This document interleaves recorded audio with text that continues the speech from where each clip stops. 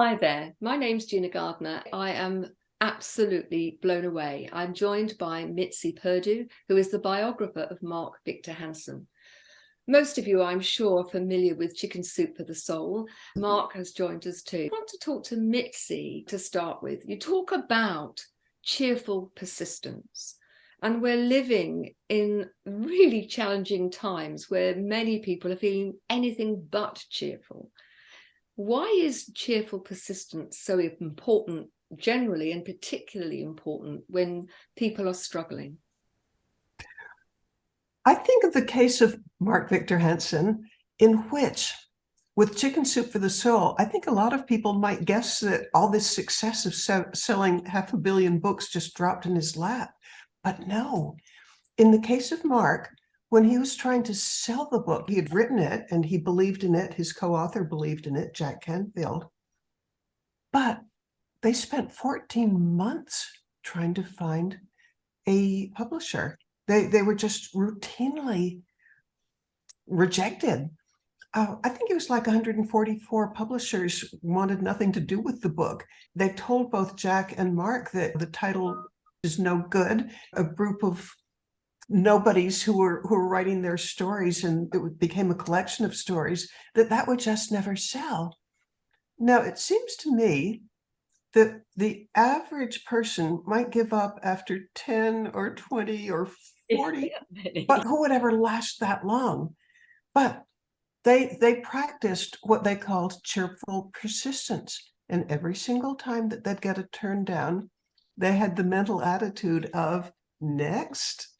And the fact that they were able to continue that long resulted in just undreamed of success.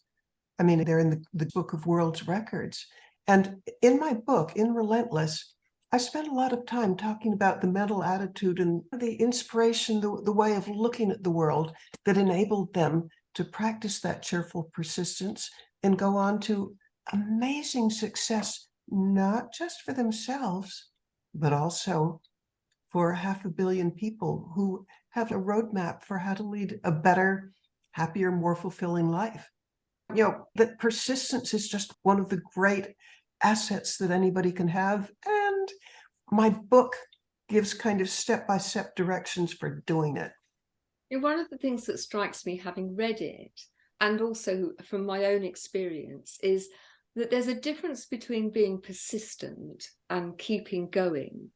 For me, the element that makes the difference, not only to oneself, but to the people around you, is to do that with good grace, to do it with cheerfulness.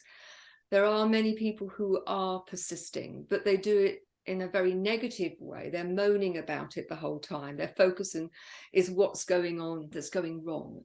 For me, that shift to accepting that life at times brings its challenges, but ultimately that when you are able to face them and face them positively, that actually the challenges seem to diminish in strength and in time.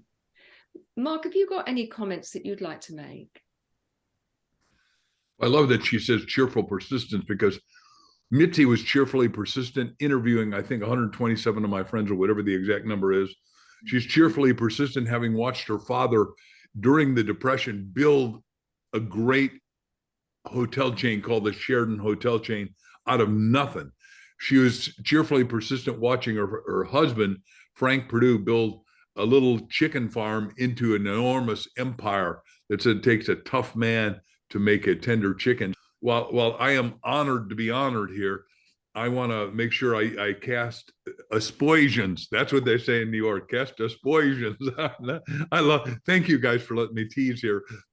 Positive aspersions on my dear friend Mitzi, because only 1 in 100 million people have a biography written according to Google, and I'll assume that number has some validity because they got the algorithms.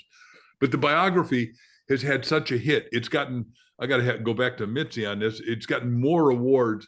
Tell them all the rewards and what you've already gotten on this book, because it's just going straight up right now. We want it to help tens of millions of people, just like Chicken Soup did, because everybody needs to resculpt their story. And I'll do one thing before I give it back to Mitzi. I've been to Florenza, Italy, several times. When you read Michelangelo's story, they said, how did you make the David, which is the greatest sculpture in the world?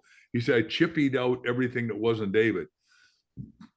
She chipped out every part of my life to make it everything it could be. And I'm thankful. I hope the statue stands. I hope it sources and serves fishermen spiritually, mentally, physically, financially, and emotionally that they need. Back to you, Mitzi.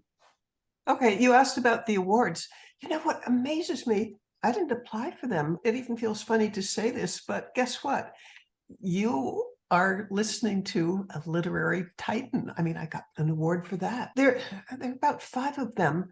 But what to me is most exciting is I didn't apply for a single one. People read the book and nominated me for them. Woohoo!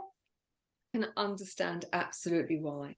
I've learned to walk twice in my life as an adult.